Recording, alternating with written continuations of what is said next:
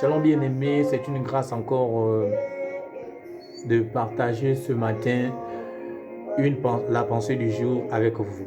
La pensée du jour s'élève sur Romains 12, le verset 20. La Bible nous dit ici, « Mais si ton ennemi a faim, donne-lui à manger. S'il a soif, donne-lui à boire.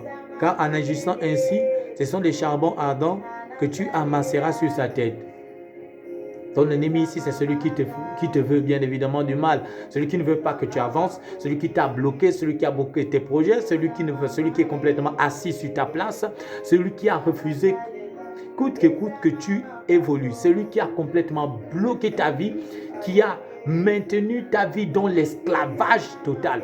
Celui qui ne veut pas que tu avances, celui qui a refusé que tu puisses avoir une apogée dans tes projets, avoir des promotions, avoir une élévation dans peu importe les domaines de ta vie.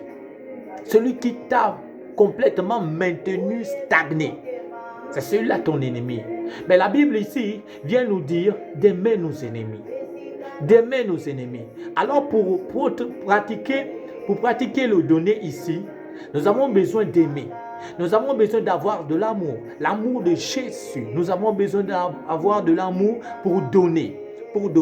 Alors la Bible ici dit, même à ton ennemi tu dois donner. Il dit, aimez vos ennemis. Priez pour ceux qui vous persécutent. Priez pour ceux qui vous persécutent. Alors qu'en le faisant, la Bible dit, ce sont des charbons ardents que tu amasseras sur sa tête. Ici, dans d'autres versions, on dit c'est comme si tu mettais du charbon brûlant sur sa tête. En le faisant, tu mets du charbon brûlant sur sa tête. En le faisant, tu mets du charbon brûlant sur ta tête. C'est que, pour expliquer, qu'est-ce que ça veut dire? C'est comme si tu es complètement exempté de son sort.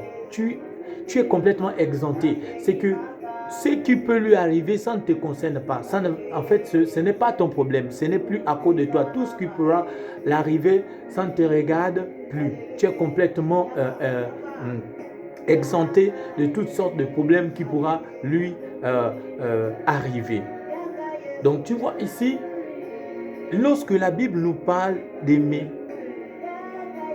nous devons mettre en pratique la parole de Dieu. Mettre en pratique. Donc ce matin, je viens juste pour te donner cette pensée afin que tu ne regrettes pas un jour pourquoi tu te retrouves dans le mauvais chemin. La Bible dans Éphésiens 5, le verset 16, la Bible nous dit rachetez le temps car les jours sont mauvais. Bien-aimé, tu ne sais pas. Aujourd'hui, tu t'es réveillé, mais tu ne sais pas ce que demain te réserve. Si beaucoup pouvaient savoir quel sera le jour de sa mort, beaucoup devaient se préparer pour attendre la mort. Vous voyez, il y a des moments où il y a des personnes qui meurent. Nous avons souvent parfois pour habitude, lorsque nous pleurons, nous pleurons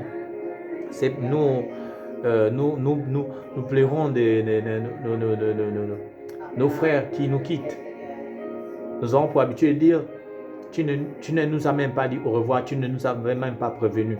Ok, mais le problème c'est que nous n'avons pas de temps.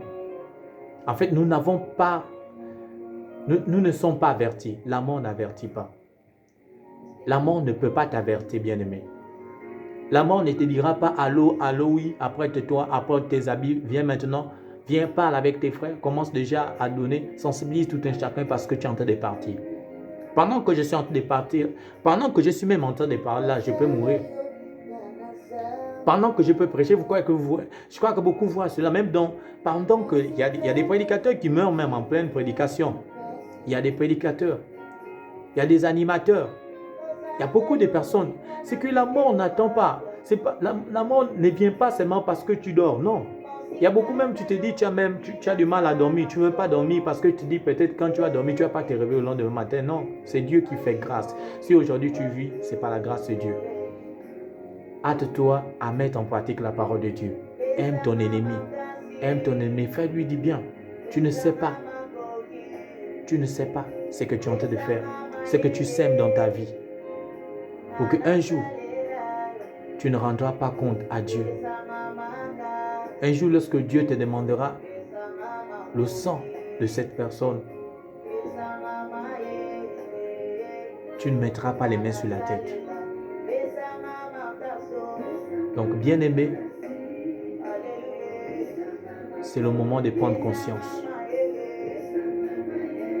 Prends conscience et que Dieu te bénisse. Passe une bonne journée au nom de Jésus.